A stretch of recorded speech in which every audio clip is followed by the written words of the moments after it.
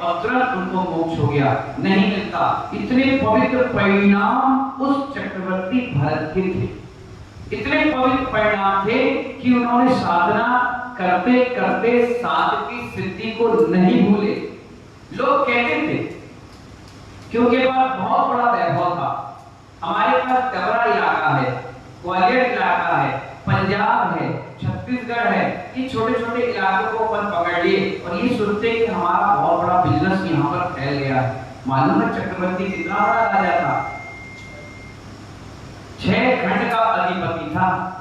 ये जो वर्ड आपको दिखता है ये एक खंड भी नहीं है, एक खंड भी नहीं है, ऐसे 6 खंड का अधिपति यानी राजा होता था। और उस राजा के 32,000 मुकुटबद्ध राजा होते थे। जैसे भारत का राजा कौन? नरेंद्र मोदी, श्रीलंका का और कोई, पाकिस्तान का और कोई, नेपाल भूटान का और कोई, बांग्लादेश का और कोई, ऑस्ट्रेलिया अमेरिका न्यूजीलैंड का अलग। तो ऐसे 32,000 राजाओं का एक राजा चक्रवर्ती भरत था। तो वो चक्रवर्ती इतना सब कुछ होने के बाद भी इतना व्यर्थ जीवन जीता था, जिसकी 96,000 रानियां, इतनी रानियां होने के बाद भी वो क्या करता था? इतना व्यर्थ था, इतना व्यर्थ था, किसी चीज से आसक्ति नहीं थी। और वो अपनी अंतर आत्मा, मालूम है जब वो अपनी पत्नी के साथ 1 घंटा 1.5 घंटा भोग सामग्री के साथ जीवन जीता था, तो उससे डबल वो समय करता, ध्यान करता, चिंतन करता था। इसीलिए इतने सारे महापुरुषों में उसकी गिनती सबसे पहले इसलिए आती है कि उसने कपड़े उतार के जैसी अंतरात्मा का ध्यान किया वैसी वो परमात्मा। इसीलिए आचार्य कहते हैं कि साधना साधना है, साध नहीं, और साध साध है, साधना नहीं। साधना के बल पर साध तो मिल सकता है, लेकिन साध के बल पर साधना नहीं मिल सकती। इसीलिए हम सभी लोगों को, आप सब लोग जो बाहर साधना को पकड़ के ही बैठे हैं, पूजा और भगवान को ही पकड़ के बैठे हैं, पुस्तकों को पकड़ के ही बैठे हैं और गुरुओं को पकड़ के ही बैठे हैं कि यही हमारा कल्याण करेंगे। नहीं, कोई गुरु जब समाधि संलेखना कर रहे हो तो उनके पैर पकड़ लो और कहना, हे गुरुदेव तुम भी मोक्ष जा रहे हो, हमें भी ले जाओ। कभी नहीं ले जा सकते।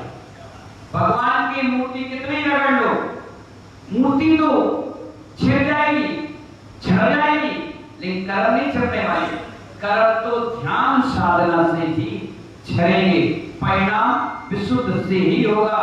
कितने परिणाम आप खराब बना लो और जाकर अच्छे कर लो, उससे क्या होता है? कितनी पूजा कर लो और घर में लड़ा झगड़ जाओ, इससे क्या होता है? मटका तो तुम्हें मिल गया भरने के, भगवान की पूजा करी आंसू, तो मटका क्या हुआ? भर गया। गुरु महाराज का आहार दिया, मटका पुण्य से भर गया। माता पिता की सेवा करी, मटका भर गया। लेकिन हल्का सा विकल्प आ गया, हल्का सा परिणाम खराब हुआ, तो उस मटके में क्या करना है? छेद तो ही करना है, छेद करना है। कितना अच्छी तिजोरी लगा लो, कितनी अच्छी बिल्डिंग बना लो, कितनी अच्छी लिंकिंग ताला लगा लो, कितनी अच्छी आप काम कर लो, लेकिन जब तक उसमें छेद बंद नहीं करोगे, ये सारा पुण्य क्रियाएं आपकी बेकार। इसलिए आचार्य कह रहे हैं परम बहिर आत्मा है हम। कौन सी आत्मा है? बहिर आत्मा में कौन सी आत्मा? परम बहिर आत्मा। क्योंकि आपने साधना के अभाव में साध को प्राप्त कर लिया। किसको? साधना के अभाव में साध को प्राप्त कर लिया। कारण के बिना कार्य और साधना के बिना साध की प्राप्ति भी असंभव है। कोई भी कारण होगा किसी भी कार्य के लिए, अगर आप यहाँ आए हो तो कुछ ना कुछ कार्य है, आप यहाँ से जाओगे तो कुछ ना कुछ काम है। बिना विचार के आप उठ ही नहीं सकते। उठ के बता, जैसे मन का फल चलेगा तुरंत मन में आएगा कि मुझे आज मैनपुरी जाना है, तुरंत आप कहोगे चलो कुछ लोग अपन मन पर चले, तुरंत माता जी चलो। और अगर नींद आ रही है तो तुरंत कहोगे अभी नींद आ रही है, 2 घंटे के बाद जाएंगे। काली भाई को आएगा चलो मंडी बाद में जाएंगे, आज मान लीजिए महाराज पास जाना, तुरंत कार आया और कार की सिद्धि क्या हुई, तुम तुरंत चले आए। नीलेश भाई का मन करा पानी गिर रहा है, काम करो यार, फैक्ट्री की मुनीम संभालेगा, अब हमारे पास प्रोजेक्ट सुनने चलो, कार की कारण मिल गया तो कार हमारी सिद्धि को प्राप्त हो गया। ऐसे ही महानुभाव साधना के बिना साध की सिद्धि भी असंभव है। लेकिन जो साधना को साध मान ले, क्या मान ले कि भगवान की पूजा करना ही सब कुछ है, मुनि महाराज कुछ नहीं होते, जिनवाणी क्या है, कागज के टुकड़े हैं, तो बेकार हो जाएगा। अगर इस शास्त्र को पकड़कर ही बैठे रहोगे यही मोक्ष मार्ग है, तो बिल्कुल नहीं है। भगवान की भक्ति भी करना पड़ेगा, गुरु की आराधना करना पड़ेगा, और गुरु को ही पकड़ के बैठे रह जाओ, भगवान और जिनवाणी को छोड़ दो तो भी आप अधूरे हो। इसलिए अपने यहाँ कहा गया देव शास्त्र गुरु तीनों को एकता के साथ जोड़ना पड़ेगा। उसे तो बहिरात्मा कहा जो साधना को ही साध मान ले, क्या कहा उसको, बहिरात्मा। पर साधना के अभाव में जो साध को सिद्धि करना चाहता है उसे परम बहिरात्मा कहा गया। वो तो अज्ञानी था, पर तुम साध को जानकर भी साधना विहीन होकर के साध को प्राप्त करने की बात करते हो, वो परम अज्ञानी। क्या है वो? इसलिए हमें परम शब्द जोड़ दिया गया। परम यानी ऊंची क्वालिटी का। एक व्यक्ति ऐसा है जिससे हमने बता दिया यहाँ कुआं, विमल भाई क्या बताया, कुआं है, बच के जाओ, या गाड़ी ड्राइव धीरे करो, आगे ब्रेकर है, और तुमने क्या किया, जैसे आगे बढ़े ब्रेकर था, गाड़ी और फुल स्पीड कर दी, तो क्या करोगे, डैमेज हो गए। तो अपन कहेंगे मूर्ख इंसान, पढ़ना नहीं आता क्या, सामने लिखा है गाड़ी ड्राइव धीरे करें, हल्के चलें, गड्ढा है, ब्रेकर है, फिर भी गाड़ी चला रहे। तो आचार्य यही बता रहे हैं जिसने साधना को ही साधन मान लिया, क्या मान लिया, साधना को ही साध मान लिया, और घर में बैरागी शब्द पढ़ लिए। भरत चक्रवर्ती घर में बैरागी थे और कहने लगे कि हम भी बैरागी हैं। क्या है? बैरागी है। एक थोड़े से बाल को खींच के देख लो, बैराग है कि नहीं पता चल रहा है। एक घंटे के लिए कमरे में अपने आप को बंद करके तो देखो, पता चल जाएगा बैरागी है कि नहीं। एक दिन के लिए घर परिवार मकान छोड़कर जमीन में सो लो, पता चल जाएगा बैरागी है कि नहीं। क्योंकि साधना साध की सिद्धि कराती है। अब साध तुमने सोच लिया मुझे मोक्ष जाना है, लेकिन साधना जीरो है। साध अच्छा है, बढ़िया है, लेकिन साधना शिथिलाचार के साथ है।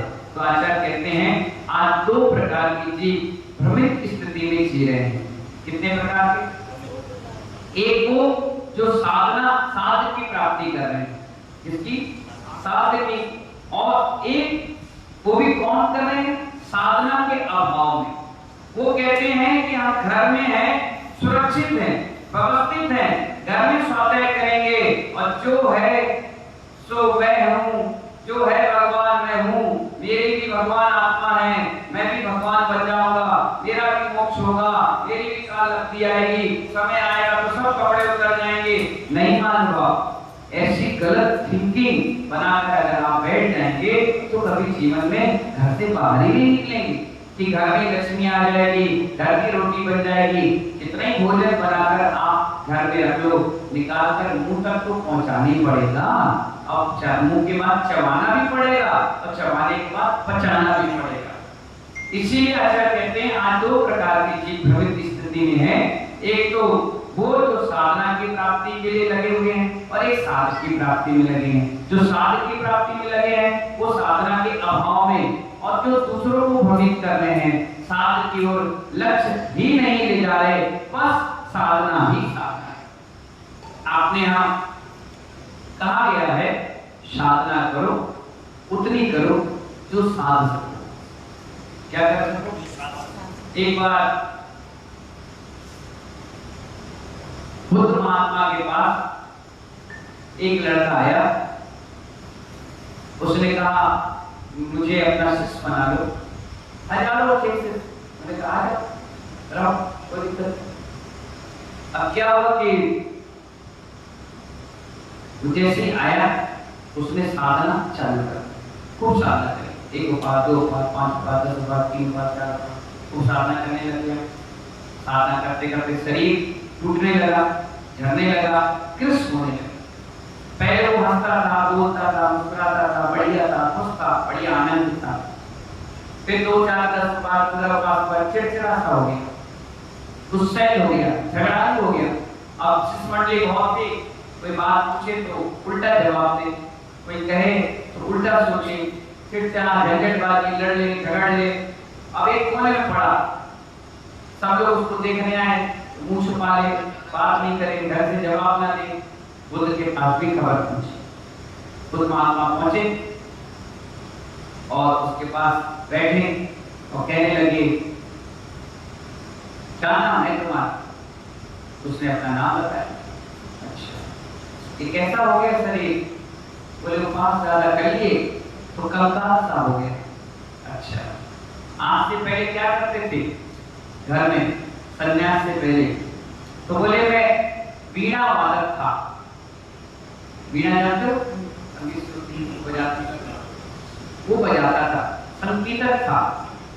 अच्छा, तो वो अच्छे वीणा बजाई होगी? बोले हाँ। अब क्या करने आए हैं यहाँ पर? साधना करने, संगीत से साधना की हो। अच्छा भाई, तो उन्होंने कहा कि वीणा के तार ढीले रहते हैं तब बजते हैं टाइट? टाइट कितने टाइट करते हो? बोले जब तक उसमें मधुर संगीत आए। क्या कहा? मधुर संगीत आए जब तक हम उसे टाइट करते हैं, और जब मधुर संगीत आने लग जाए फिर उसे छेड़ते नहीं है। वीणा बड़े मधुर संगीत देती है, बड़ा क्लासिक संगीत आता है। और अगर ज्यादा टाइट कर दें तो बोले हाथ कट जाएंगे, और ज्यादा टाइट कर दें तो बोले वीणा के तार टूट जाएंगे। उससे क्या होगा? वीणा खराब हो जाएगी, संगीत भी देना बंद कर देगी। बोले इसी प्रकार की साधना है। साधना को संगीत की तरह मधुर बनाओ तो वो क्या करती है? हमारा साथ देती है। शरीर में उतनी ही तपस्या करो जितना वो साधना करवा पाए। अब आपने 3 घंटे का मौन लेकर के बैठ गए, क्या करा? 3 घंटे का मौन लेकर के बैठ गए और एक पेन और एक कॉपी लिख करके खत्म कर दी। आचार्य कहते हैं अगर मौन साधना करना है तो लिखो भी नहीं, बाई चांस बहुत जरूरी हो तब लिखो, अन्यथा पेन की स्याही, पेन, कॉपी, पेन ये खराब मत करो। उपवास कर लिया, क्या कर लिया? उपवास कर लिया। गर्मी का समय था, नहीं बन पा रहा था शरीर में, लेकिन अष्टमी को करना है, अरे नहीं चौदस को करना है, आज तो रवि व्रत है, आज तो निर्वाण महोत्सव है, आज तो करेंगे, हम तो करेंगे। और तुमसे बन नहीं पा रहा, अब तुमने सुबह से बैठ गए उपवास उपवास उपवास, और क्या कर लिया? पूरे घर की सफाई, पूरे कपड़े रखते धो लिए, सारे पुराने पेंडिंग काम कर लिए। अब आपसे मैं पूछना चाहता हूँ, वो उपवास आपका रहा कि नहीं रहा? क्यों नहीं रहा? क्योंकि उपवास में कोई भी कार्य नहीं किया जाता, सिर्फ मंदिर में बैठकर धर्म ध्यान किया जाता। अब आपने पानी बर्बाद किया, ना जाने कितने जीवों की हिंसा करी, और हिंसा करने के बाद कह रहे हो कि मैंने साधना कर ली। साधना नहीं, तुमने विराधना की, पाप किया है। जिस दिन हम उपवास करते हैं उस दिन नहाया भी नहीं जाता, हाथ पैर धो करके मुख शुद्धि करके मंदिर में बैठ के प्रभु का स्मरण किया जाता है। हल्के कपड़े, धोती पट्टा या नीट एंड क्लीन होकर के बिल्कुल साफ सफाई से पूरे दिन भगवान के भजन कीर्तन में बिताया जाता कि हे प्रभु हमें एक दिन कम से कम उपवास करने की साधना की ताकत तो दी। और पता चला उपवास कर लिया, सांप सिर दर्द देने लगा और आपके ग्लूकोज की बोतल खाए। इससे अच्छा एक आसन कर लेते, इससे अच्छा 2 टाइम खा लेते, कम से कम साधना करते हुए कोई हंसी तो नहीं करता। अब हमारे बच्चे हमारी साधना को देखकर हंसते हैं कि मम्मी उपवास कर रही है और पापा से पैर दबा रही, मम्मी उपवास कर रही है और अम्मा से सिर दबा रही, मम्मी उपवास कर रही है और दिन भर सोई है। उपवास का मतलब ये है कि 2 घंटे 3 घंटे भोजन बनाने और खाने में लगता है, तो उतना समय बचाकर हम स्वाध्याय करें, हम जाप करें। इसलिए आचार्य कहते हैं 2 जीव भ्रमण की स्थिति में जी रहे हैं, एक तो वे हैं जो साधना की प्राप्ति में लगे हैं और एक साधना साध की प्राप्ति में लगे हैं, दूसरा साधना के अभाव में दूसरे से भ्रमित हैं, जो साध की ओर लक्ष्य ही नहीं ले जा रहे पाते और साधना के पीछे भाग रहे हैं। साधना साधना नहीं है, जो साधना को साध को मान बैठे वह ना साध को पाएगा ना साधना को किसी को नहीं पाएगा। हे मुनि, साधना साधना की है, साधना साध किंचित भी नहीं है, साधना के बिना साध किंचित भी सिद्ध नहीं होगा, इसलिए साधना पदम अनिवार्य है। क्या साधना जरूरी है? तुम ये सोचो कि मेरी काल लब्धि आएगी और मुझे महाराज बना देगी, नहीं, काल लब्धि तभी आएगी जब तुम उस लब्धि के अनुसार कार्य करोगे। किसी व्यक्ति को पुलिस बनना है तो भैया उसके लिए फिजिकल टेस्ट तो देना ही पड़ेगा, बॉडी बनाना पड़ेगा, हाइट रखना पड़ेगा, उस हिसाब से आपका शरीर मजबूत रहेगा, उस एंगल में आप बिल्कुल फिट बैठोगे तभी तो तुम्हें पुलिस की नौकरी लगाएगा। अब घर में आपके चाहे गृह मंत्री क्यों ना हो, घर के पिताजी टीआई या पुलिस अफसर कमिश्नर क्यों ना हो, वो भी अपने बच्चे को कभी पुलिस वाला नहीं बनाएंगे जब तक उसका फिटनेस टेस्ट पास नहीं होगा। वकील भी जब तक उसको 2-4 दांव पेश नहीं आते होंगे वो बना ही नहीं सकता। डॉक्टर भी अपने बच्चे को डॉक्टर नहीं बना सकता जब तक वो नीट और एमबीबीएस की पढ़ाई ना कर पाए। व्यापारी भी अपने व्यापार का गुण अपने बच्चों को जब तक नहीं सिखा पाएगा जब तक वो पास नहीं होगा। इसलिए काल लब्धि सब कुछ होती है, मैं भी मानता हूं, लेकिन काल लब्धि अपने आप में बनाई जाती है। सुरेश जी, क्या किया जाता है? बनाई जाती है, वैसे माहौल बनाया जाता है कि मुझे मुनि बनना है।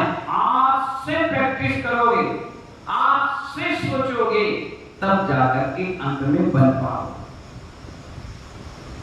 अच्छे अच्छे ब्रह्माधारी नीलेश भाई, अच्छे अच्छे ब्रह्मा विराजमान करने वाले, अच्छे अच्छे दौलतमंद, अच्छे अच्छे दानी पुण्य करने वाले अंत में हॉस्पिटल में ही मरते हैं।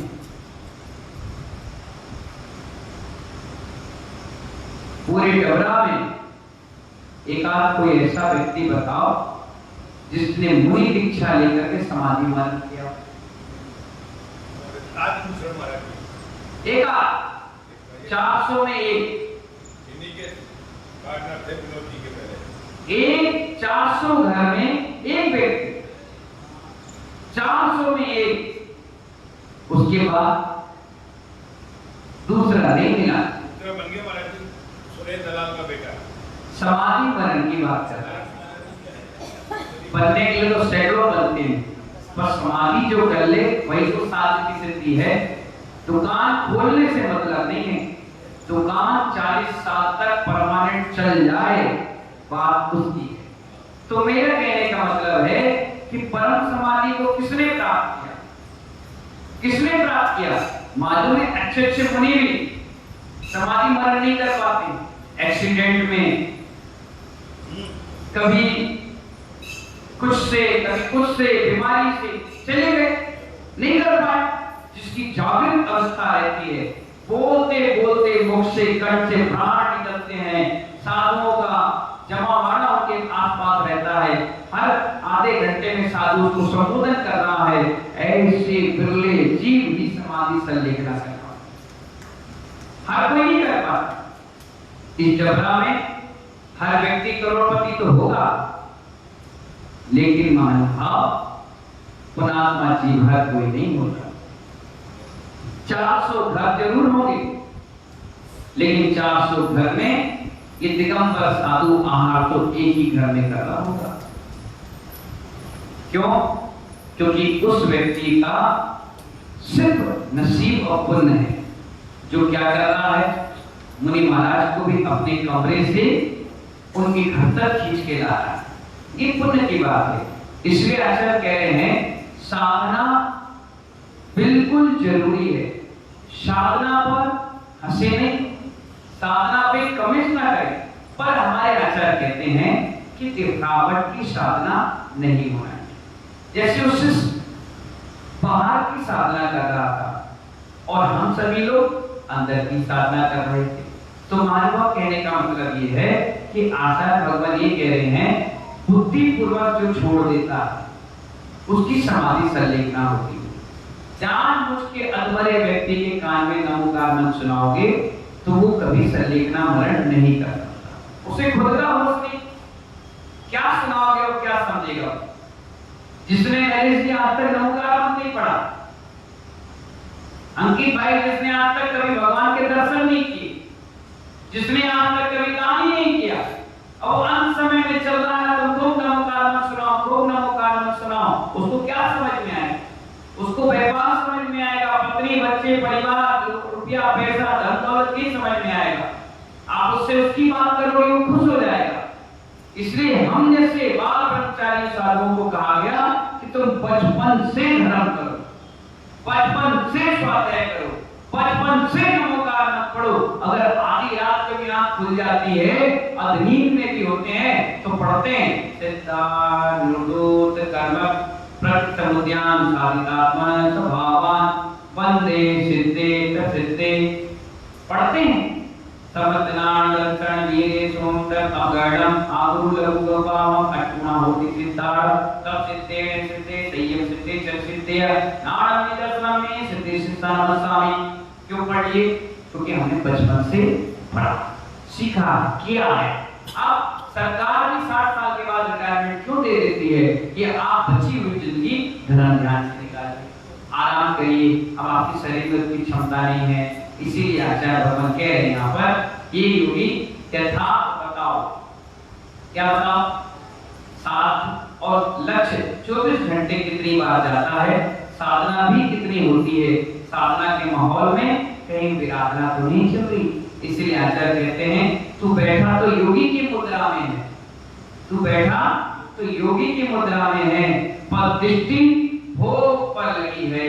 हे निजात्मा के चिड़िया को क्यों मार रहा है शरीर की आड़ में? इसलिए हे भगवान आत्माओं, आचार्य कहते हैं साधना से ही साधक की सिद्धि होगी। लेकिन साधक को ही मत पकड़े रहो और साधना को भी नहीं पकड़ो। साधना से धीरे धीरे सिद्ध की ओर बढ़ेंगे। सीढ़ियां मकान में लगी हैं, जब लगाकर कोई व्यक्ति चढ़ नहीं पा रहा। क्यों? क्योंकि जंप लगाकर जाओगे तो फेल हो जाओगे। इसलिए क्या करना चाहिए? एक एक सीढ़ी चढ़िए, एक सीढ़ी चढ़ ली, अब दूसरे में चढ़िए, अब तीसरे पे चढ़िए, अब चौथे पे चढ़िए। जब आप 10-20 सीढ़ी चढ़ लेंगे तुरंत आपका गंतव्य आ जाएगा, और जैसे ही गंतव्य आ जाएगा वैसे आप क्या करिए? अपने लक्ष्य को हासिल कर लीजिए। यही तो आचार्य कहते हैं साधना धीरे धीरे करके शास्त्र को पहुंचने की परिकल्पना करते रहो। सुबह उठो तो परमात्मा का धन्यवाद दो, हे परमात्मा आपका धन्यवाद जो आपने हमें एक दिन और पुण्य कमाने का है। रात के सो तो परमात्मा का धन्यवाद दो कि हे परमात्मा आपका धन्यवाद जो आज दिन भर मैंने कमा लिया। हो सकता है कल का सूरज मैं देख पाऊं, इसलिए आज ये अंतिम नमस्कार मेरा स्वीकार कर लें और सो जाए। फिर आप देखिए सुबह नई शुरुआत और रात की अंतिम रात कैसे निकलती है। ये निर्धन योगी हमेशा जब भी सोते हैं अपनी इस क्रिया को अंतिम समझते हैं। इसलिए हमारे अंदर कोई निराशा नहीं होती, हमारे अंदर वही ऊर्जा रहती है। हर दिन उठ करके यही सोचते हैं कि दिन हमारे लिए बोनस के रूप में मिल गया। अब भरोसा नहीं ये सांसें दोबारा आए ना, ये दिन ये कार्यक्रम देख पाए या ना देख पाए। हो सकता आज जो आहार लिया है कल जा पाए या ना जा पाए। इसीलिए हर क्रिया निर्जरा का कारण, इसका कारण है जाते नीरू भाई निर्जरा का कारण। और आप लोग क्या करते हो? आज रात के कल क्या करना है इसकी प्लानिंग करके सोते। सुबह उठते ही ना परमात्मा को धन्यवाद देते हो, ना अपने आप की आत्मा को धन्यवाद देते हो, और चल पड़ते हो उसी अन्न की कीड़ा बनने के लिए कि ये खाना है, ये पीना है, ये लगाना है, ये करना है। हाँ, अगर कोई डॉक्टर ये कह दे रोमन भाई कि ये व्यक्ति कल चला जाएगा, अब आप देखिए वो मंदिर से ही नहीं जाएगा, उसके हाव भाव, उठना बैठना, बोलना चालना, सोचना, सब में परिवर्तन आ जाएगा। किसी व्यक्ति को कोई गंभीर बीमारी हो जाए, देखो उसका चेहरे की रंगत चली जाती है, मैं मर रहा हूं, मैं चला जाऊंगा, अशुभ परिणाम बनाने चालू कर देती है। जबकि एक दिन मरना सबको है, जीना किसी को नहीं। जीने का तो काम ही खत्म, हरिशंकर जी, जीने का तो काम ही खत्म, मरने का काम चालू हो गया। क्योंकि जीव जब गर्भ में आता है तब से उसका अविच्छिन्नी मरण चालू हो जाता है। क्या हो जाता है? अभी हर क्षण मरण, हर क्षण मरण। लकड़ी है और लकड़ी को पहली बार आरी फेरने से कटती है कि 100वीं आरी कटती है। जब 100 बार आरी चलेगी तब जाकर एक लकड़ी का गोला कटता है। और हम ये सोचते हैं कि वो 100वीं बार में कटा है, नहीं, वो तो पहली बार से ही कट रहा है। पहली बार से उसका मरण चालू हो गया। जिस दिन एक जीव मां के गर्भ में आया और धड़कन उसकी हुई तक, बस अब जितनी धड़कनें शेष हैं वो अंतिम है। और हम जन्म दिवस कैसे मनाते हैं? हैप्पी बर्थडे टू यू, शुभकामनाएं देते हैं। कभी शुभकामनाएं नहीं देना चाहिए, कभी हैप्पी बर्थडे नहीं बोलना चाहिए, हम भी बोल देते हैं उस समय आपके बीच रह करके, लेकिन मन ही मन ये सोचते हैं इसने 1 साल अपना कम कर लिया, इसने 1 साल क्या कर लिया? अपना कम कर लिया। जबकि उस दिन भगवान के मंदिर में जाके शांतिनाथ विधान करें, भक्तामृत विधान करें और कहें प्रभु आपका धन्यवाद जो इतने साल तक सानंद धर्मात्मा बनाकर दिया। अब आगे का जो जीवन है वो भी धार्मिक गतिविधियों के साथ जिए। भगवान का धन्यवाद करें। आज के इस युग में कई लोग ऐसे हैं जो जन्म दिवस के दिन गरीबों को भोजन कराते हैं। क्या कराते हैं? साधुओं को आहार देते हैं, मंदिर में जाके दर्भ चढ़ाते हैं, विधान करते हैं, अभिषेक करते हैं, तीर्थ क्षेत्र की वंदना पे जाते हैं। वो कहते हैं कि हमें पाश्चात्य संस्कृति में नहीं जीना है, हम तो भारतीय संस्कृति में। तो इन्हीं भावनाओं के साथ महानुभाव हम सभी को अपनी बुद्धि का उपयोग करते हुए साधना से साध की सिद्धि करना है। ऐसी मंगल भावना के साथ आज डबरा में स्वाध्याय दोपहर के 3:30 बजे से प्रारंभ हो गया। अभी कंटिन्यू चलेगा रोज 3:30 बजे अपने क्रम से। और सुबह ग्रीन क्लास, सुबह भक्तामृत स्तोत्र की क्लास, दोपहर की स्वाध्याय और शाम की गुरु भक्ति में प्रश्नमंच और क्लास। इस प्रकार से सारे कार्यक्रम चलेंगे। मेरा सभी भक्तों को बहुत बहुत आशीर्वाद।